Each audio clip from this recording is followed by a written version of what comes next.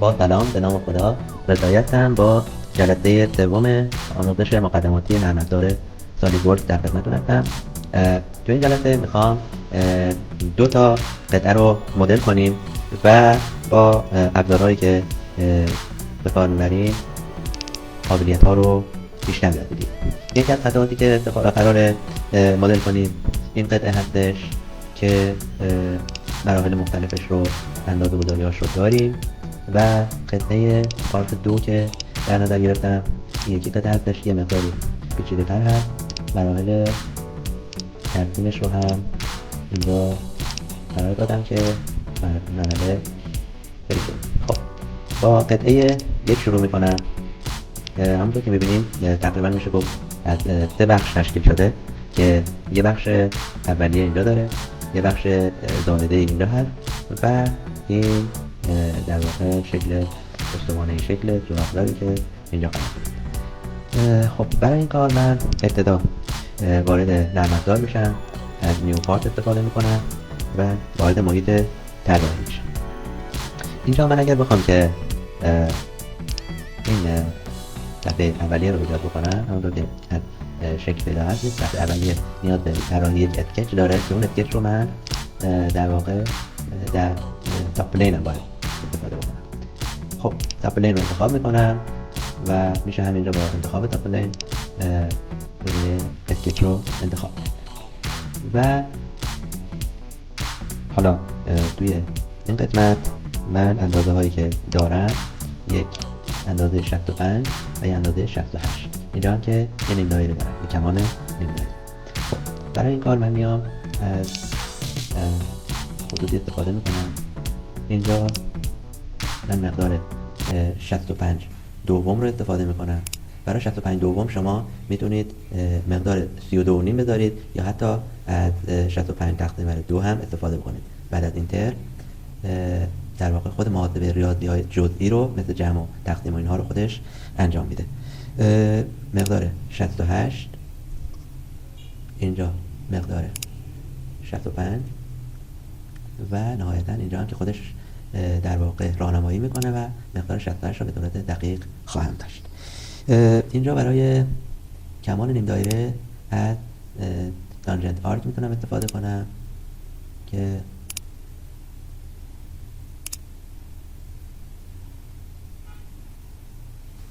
خب اجازه بدید من این خط رو اینجا حذف بکنم که مزاحمت ایجاد نکنه و دوباره گزینه تانجنت آرک رو استفاده بکنم. بسیار خوب.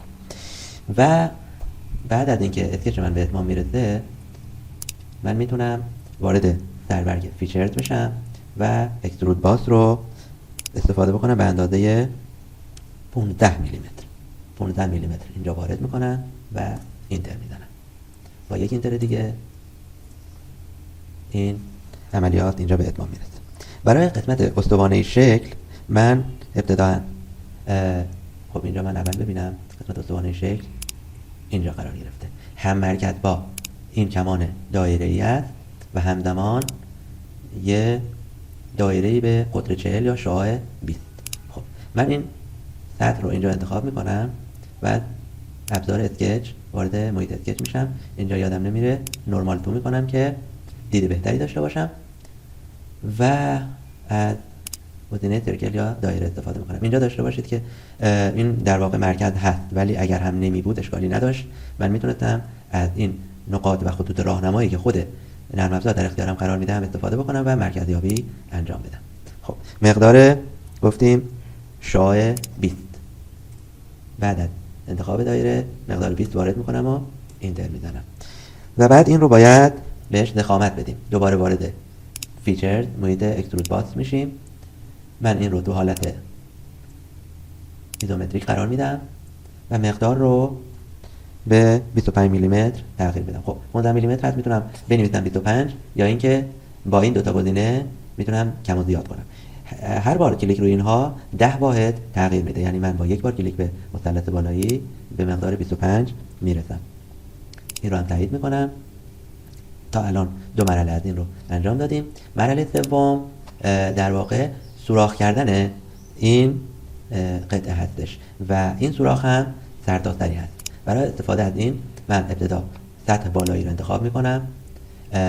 دقت داشته باشید به جای اینکه من وارد این ابزارهای نمایش بشم و نورمال تو استفاده بکنم، رو کلیک کردن روی هر سطحی میتونم نورمال تو رو داشته باشم. اینجا نورمال تو میزنم، بعد از اون اسکچ رو استفاده کنم. من میخوام حالتهای مختلف استفاده از نرم افزار رو به مرور با هم دیگه فرا بگیریم. خب دوباره دایره رو انتخاب میکنم، دایره‌ای به شعاع 10 این بار، قطر 20 یا شعاع 10. عرض کردم خدمتتون قطر رو هر چیزی میتونم لحظه اول کلیک بکنم و بعد با نوشتن عدد 10 و اینتر مقدار شعاع تصحیح میشه و دایره رو اصلاح میکنه. این بار وارد فیچرز میشم و اکسترودد کات استفاده میکنم. دوباره ایزومتریک که ببینیم وضعیت چه هست.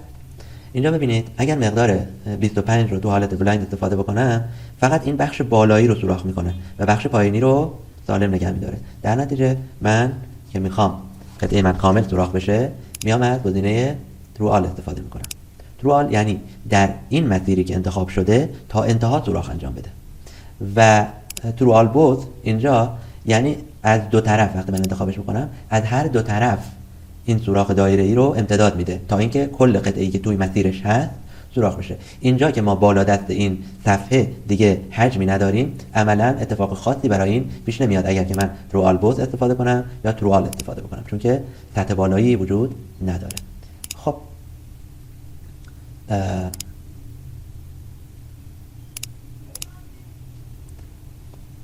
من این رو تایید میکنم و برای مشاهده کلیک راست گزینه روتیت ویو رو میارم که ببینیم وضعیت به چه صورت هست. خب من این رو تو حالت تاپ، تو حالت رایت، حالا اگر من رایت رو به صورت خطچین بخوام ببینم، میتونم این حالت روتیت ویو یه مقداری گاهی با کلیک کردن نمایش رو به هم میریزه.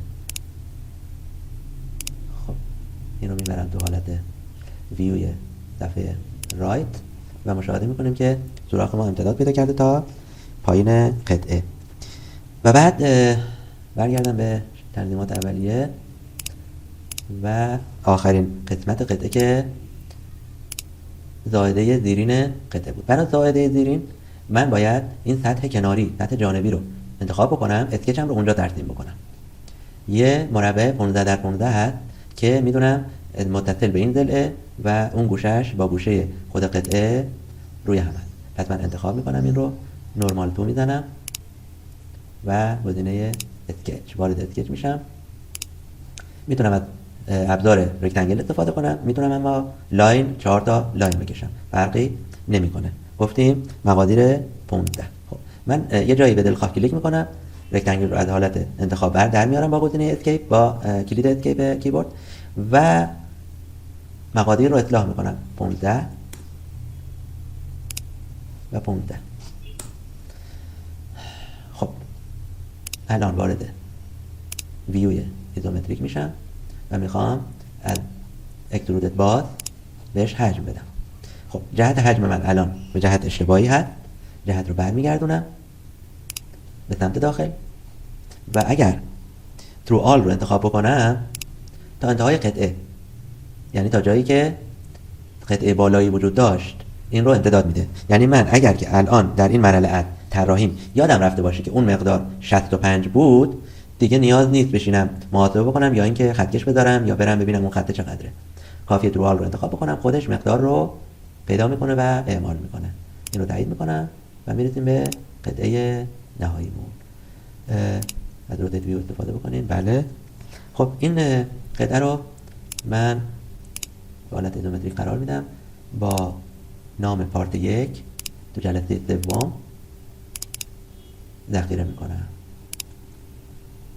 خب این قطعه رو میبندیم و یک نیو پارت ایجاد میکنیم و بریم سراغ قطعه دومی که یه مقدار پیچیدگی داره و یه میشه گفت ایده های جدیدی هم داخلش هست که اونها رو هم خدمتتون عرض میکنم. خب صفحه اولیه در واقع این شکل اولیه رو من باید ترسیم بکنم که نیاز به یه اسکچ داره که این اسکچ مورد نیازمون هست. دقت بفرمایید که من اینجا یک خطی دارم که با خط افقی 125 درجه زاویه داره و باید این رو تو اون زاویه رسم بکنم. حقیقتش من الان هیچ حضور ذهنی ندارم که 125 درجه رو از کجا در ابزار چک میکنه، ولی هیچ اشکالی هم نداره. با سعی و خطا ما این رو به دست میاریم. الان متوجه منظورم میشید که نمیدونم و میخوام پیش برم یعنی چی. خب من فرونت پلین رو انتخاب میکنم و خط لاین یا ابزار لاین رو انتخاب میکنم. خب اینجا یه اورینتیشن داریم از اسکچ، یعنی همونطور که رسم میشه هر جا دوست دارید بکش، هوریزونتال افقی، ورتیکال عمودی و انگل که زاویه. خب ببینید اینجا زاویه رو به من داده و چیزی که میفهمم زاویه رو از خط افقی در نظر میگیره. پس اگر من یه خط 125 درجه بخوام بکشم، ببینید 125 از اینجا به سمت پایینه، در واقع نرم افزار از بالا داره محاسبه رو انجام میده. یا من باید 360 درجه رو 125 تا ازش کم بکنم تا به این زاویه برسم، یا بگم منفی 125 درجه، یا اینکه این خط 125 درجه رو به صورت مجازی به صورت فردی امتداد بدم، ببینم امتدادش با خط افقی چه زاویه‌ای داره که با توجه به شکل خب 180 درجه رو 125 درجه ازش کم کنیم مقدار 55 درجه به دست میاد. پس من میام زاویه رو 55 درجه قرار میدم ببینم درست هست یا نه. خب بریم ببینیم 55 درجه و مقدار هم مقدار 60 هستش. خب به نظر میاد که درسته. من اینجا کلیک میکنم، مقدار رو 60 میدم. خب الان میخوام یک ابزاری رو بهتون معرفی بکنم. ببینید خط مبدأ کجا؟ اینجا. مقدار 60 خطی که مقدارش طول 60 اینجا قرار گرفته. پس عملا من باید اینجا رفتش میکردم، ولی این رو که ندارم. چی کار باید بکنم؟ از اونجایی که این کمان R10 هست، پس قطر 20 هستش و عملا این فاصله 10 میلیمتریه. پس من میام این خط رو از مبدأ رسم میکنم و بعد این خط رو منتقل میکنم به 10 میلیمتر اون طرف. از ابزار آفست که میخوام معرفیش بکنم، آفست انتیتی، مقدار پیش بردش 10 هست، گفته دایمنشن بذارم یا نه، نمیخوام. مسیر رو ریورس بکن، یعنی الان که پایین کشیدیش خط زرد رنگ رو به سمت بالا قرارش بده و این رو تایید بکن. حالا چند تا مورد دیگه هم داره، من فقط یکیشو بگم خدمتتون که بی دایرکشن اگه بزنم دو طرف هست به این شکل که اجازه بدید اصلا از این بی دایرکشن استفاده بکنم، بعد ابزارهای دیگر هم اینجا میتونیم با هم دیگه داشته باشیم. خب من بی دایرکشنش میکنم و خط وسطی رو برمی‌دارم. من یه زوم انجام بدم. دقت بفرمایید که این خط وسطی رو من نیازی بهش ندارم. این رو پاک میکنم و همچنین ما بالایی رو میدونیم 60، پایینی که اندازه نداره، درسته؟ و همچنین میدونیم که از مبدأ که اینجا باشه تا این خط عمودی 85. پس من میام یک خط به طول دلخواه، حالا اجازه بدید من اول زوم اوت بکنم که فضای کاری داشته باشم. زوم اوت. خب یک خط افقی من اینجا رسم میکنم به این صورت. وقتی که افقی میشه این علامت زرد رنگ قیدی که عرض کردم خدمتتون جلسه قبل نمایش داده میشه. خب اندازه برام مهم نیست فعلا، از دستور لاین خارج میشم، دوباره از مبدأ یه خط افقی رسم میکنم. این بار ببینید اینجا کلیک نمی کنم که خودش رو مقید کنه به این نقطه، اگه کلیک بکنم مقید میشه، در نتیجه اجازه نمیدم و تو فاصله دیگری کلیک رو انجام میدم، مقدار 85 رو وارد میکنم. درست شد. حالا اگر من اینجا کلیک بکنم دقیقاً اون چیزی هست که نقشه به من میگفت. حالا میام از دستور تریم انتیتی این اجازه رو به من میده. حالا حالتهای مختلفی هم داره، من از کورنر استفاده میکنم و بخش تریم تو کلوز این رو مقدار اضافهش رو برمیدارم. خب دستور تریم رو میبندم فعلا. این مقدارم چون دیگه بهش نیازی ندارم اینها رو پاک میکنم و وارد دستور لاین میشم. این بار مقدار 20 که داشتیم رو وارد میکنم، خط افقی دیگری رد میکنم که از این خط عبور کرده باشه و دوباره از دستور تریم استفاده میکنم. این دوتا مقدار رو، این دوتا زائده خطوط رو پاک میکنم و نهایتا از همون دستور تانجنت آرک میتونم، چرا این تانجنت آرک اینجوری کار میکنه،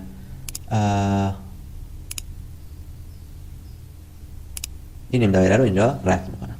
خب اجازه بدید، شاید ممکنه گاهی تانجنت آرک اون چیز دلخواه رو به ما نده، یعنی خطوطی در هم رفته باشه که معضلی ایجاد بکنه برای ما برای رسم تانجنت آرک. اجازه بدید من از یه روش دیگه همین کار انجام بدم. من این بخشی که اضافه کردم رو با کلید دیلیت حذف میکنم، یه دایره کامل رد میکنم اینجا به مرکز مبدأ مختصات و دلی که اینجا قرار گرفته و بعد این از دستور دایره خارج میشم، از همون دستور تریم این دایره رو اینجا برمیدارم، میرسیم به همون و حالا خب اینجا اسکچ ما به پایان میرسه و باید بهش حجم بدیم. حجم این گوشی هم مدام داره زنگ میخوره، اجازه بدید من یه استوپی انجام بدم، میام دوباره خدمتتون.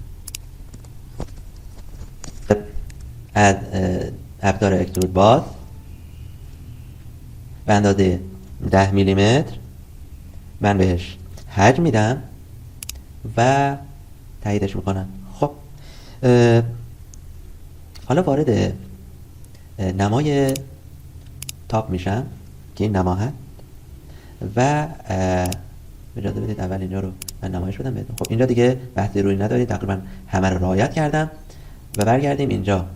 خب رو صفحه تاپ من یه دایره دارم که میدونم اینجا قرار گرفته، قطر 45 رو، بسیار عالی. خب رو این صفحه من انتخاب میکنم، اسکچ میزنم و میخوام یه دایره‌ای به قطر 45 داشته باشم.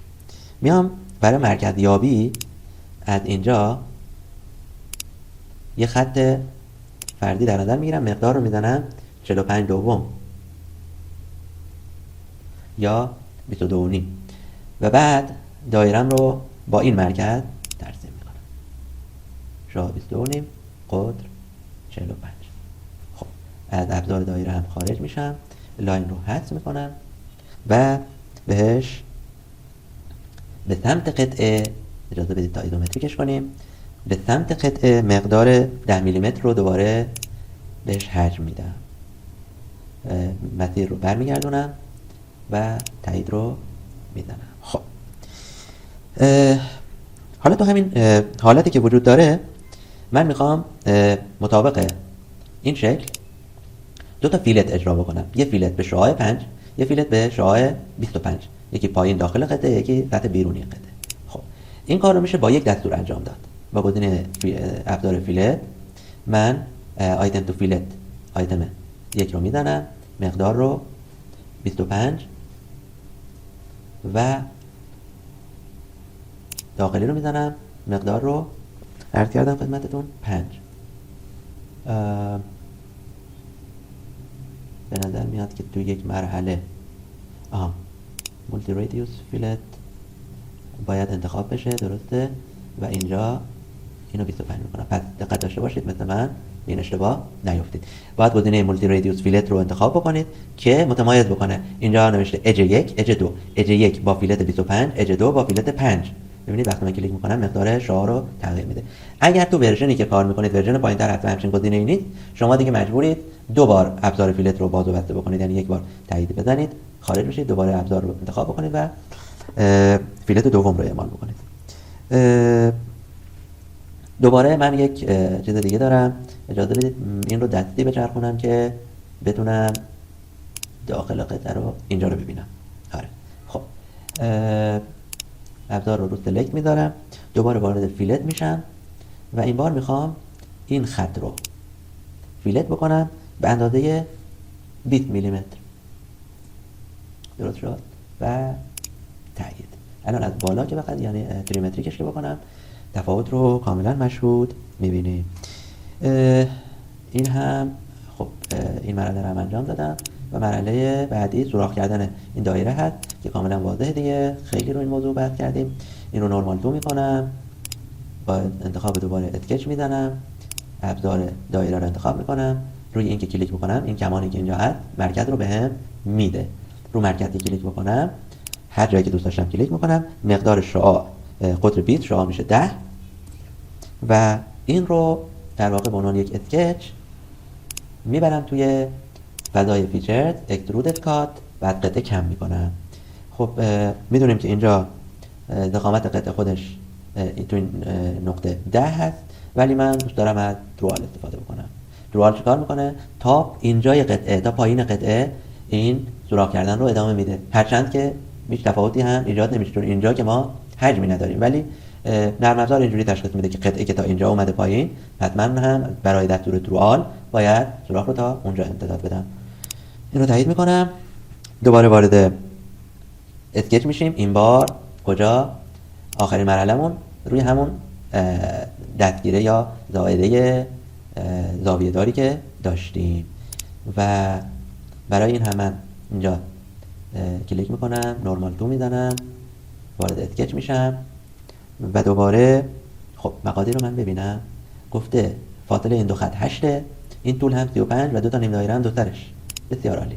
خب من برای این کار از مبدأ یه خط با انگل میتونم رد بکنم، با یه روش دیگه هم امتحان میکنم، قول نمیدم اینجا کلیک میکنم و بعد این خط رو آفرین، این خط رو من رفتم روش که بشناستش. حالا بهش میگم به موازات اون خط من میخوام چیزی رد بکنم، به راهنما رو در اختیارم میذاره. الان این خط یه راهنما بود که من مقدار 35 حالا رو 40 هم که بزنم بعد میشه تغییرش و بعد از لاین خارج میشم. پس من میتونستم برای انتخاب این هنگامی که لاین رو انتخاب میکنم برم وارد انگل بشم و دوباره مثل قبل زاویه 55 درجه رو بزنم تا به اون زاویه برسم و بعد ترتیب انجام بدم، یا اینکه برای راحتی خودم گفتم من که یه خط تو اون امتداد دارم، اینجا که کلیک کردم بدون کلیک کردن رو هیچ نقطه‌ای فقط میام اینجا رو لمس میکنم، خودش بهم خط به موازات اون رو به عنوان راهنما بهم میده. مقدار 35 رو وارد کردم و این خط مرکزی رد شد. برای اینکه دو طرفش داشته باشم دوباره ابزار آفست، این بار آفست رو مقدار چون فاصله 8 بود میشه مقدار 4 و بی دایرکشنال هم هست و باید دو تا خط 4 به من بده که انگار نمیدونم چرا نداد، شاید باید انتخاب در حالت انتخاب می بود. حالا 4 بی دایرکشنال و اوکی، خط مرکزی رو پاک میکنم از دستور تانجنت آرک، خدای آبرومون رو نبر دوباره. خب اینجا یکی دوباره خواست آبرو ریزی بکنه. یه بعضی مواقع این اتفاقات پیش میاد، حالا این چرا انتخابش نمیکنه. خب این رو نگاه کنید دوباره، این وضعیته اجازه بده از دایره استفاده بکنم که تریمو هم دوباره با هم دیگه ببینیم. برای انجام یک کار همیشه میشه گفت راه حل های متنوعی وجود داره. الان من برای این قطعه با اینکه چندین مرحله رو پیاده سازی کردم که تک به تک بریم جلو، من میتونستم این قطعه رو با تعداد کار کمتری اجرا بکنم. الان براتون توضیح میدم. برم توی ویو ایزومتریک و اکسترودد کات، اینو هم باز میشه ترو آل کرد، میشه بلایند 10 میلیمتر در نظر گرفت. اجازه بده این بار برای تنوع بلایند 10 میلیمتر در نظر بگیریم و خلاص کار تموم شد. حالا بگم که من میتونستم چی کار بکنم. اگه یادتون باشه من اسکچ اولم رو تو فرونت پلین رد کردم، درسته؟ حالا اگر من می اومدم بذارید تو نمای فرونت نگاش بکنم بهتون بگم، اگه من می اومدم تو فرونت پلین این رو که رد می‌کردم تا انتها که می اومدم اینجا و بعد این دوتا آرک رو هم توی فرونت پلین توی اسکچ هم اضافه می‌کردم و همچنین این ناحیه داخلی رو اضافه می‌کردم، 3-4 مرحله‌مو این تو خودش پوشش میداد و بعد یک مرحله دوباره میرفتم تو تاپ پلین و این یکی رو بدون اینکه این فیلت رو بخوام بعداً اضافه بکنم تو یک مرحله فیلت، دایره اصلی و سوراخ داخلیش رو توی یک اسکچ رد می‌کردم و کلاً کار من که اینجا نگاه می‌کردم میشد دو تا باز اکسترود، یکی تو صفحه فرونت یکی تو صفحه تاپ، تمام شد و رفت. ولی اینجا چون می‌خواستیم با ابزارها آشنا بشیم اینها رو از هم دیگه مجزا کردیم. خب اینجا دیگه بحث ما تموم شد، این قطعه هم دیگه عملاً تمام کردیم و من با اجازهتون این رو هم ذخیره می‌کنم و شما رو به خدا میسپارم. پارت 2 در فولدر پارت 2. خب خسته نباشید. خدایا رو نگهدارتون.